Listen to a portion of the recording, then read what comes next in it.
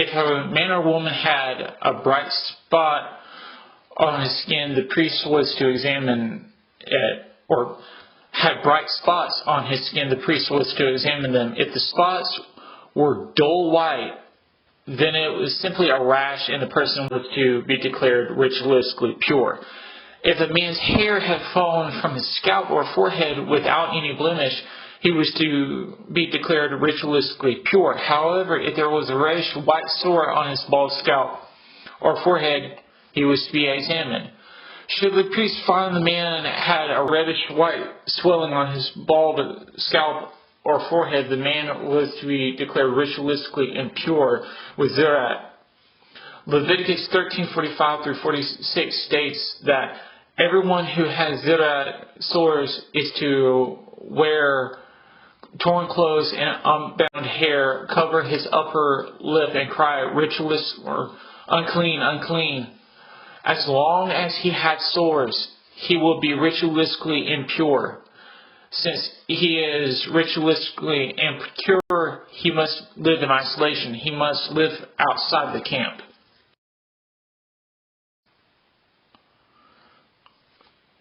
When there appeared to be a greenish or reddish stain on woolen or a linen garment, the threads or the woven-in parts of either linen or wool, or on a hide or leather item, it was to be examined by the priest. The priest was to isolate the article for 7 days.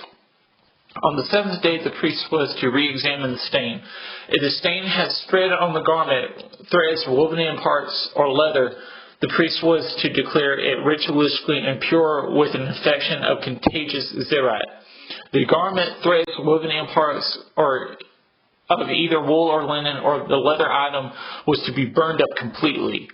If the stain had not spread, the priest was to order the article washed, and it was to be isolated for 7 more days. Leviticus 13:38 through 54.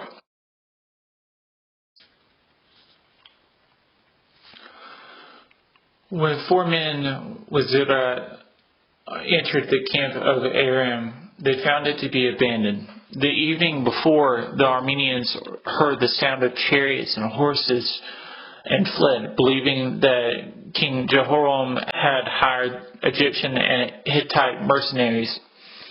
The men with Gevurah entered one of the tents on the outskirts of the camp and plundered it. However, they realized that after plundering a second tent, they should inform Samaria of this development.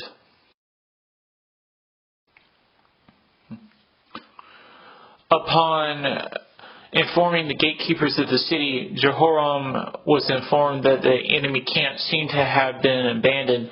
After the advisors believed it to be a trick, Jehoram sent scouts out to survey the countryside. The scouts found Aramean armor and clothing strewn from the camp to the Jordan River. When the scouts informed the king, the populace of Samaria ransacked the camp of Aram.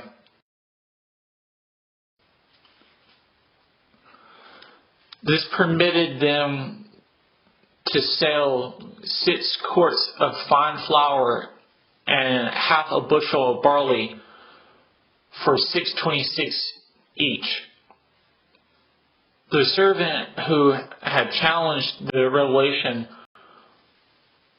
that the prophet had spoken was put in charge of the gate. However, he was trampled to death by the starving throngs. 2 Kings 7:3 through 20.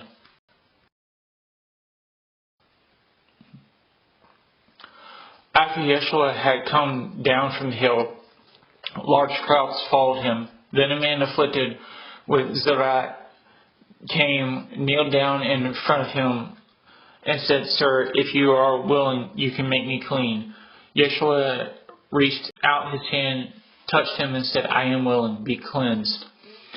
And at once he was cleansed from his Gevurah. Then Yeshua said to him, "See that you tell no one, but as a testimony to the people, go and tell the Kohen to examine you and offer the sacrifice that Moshe commanded." Matthew 8:1 through 4.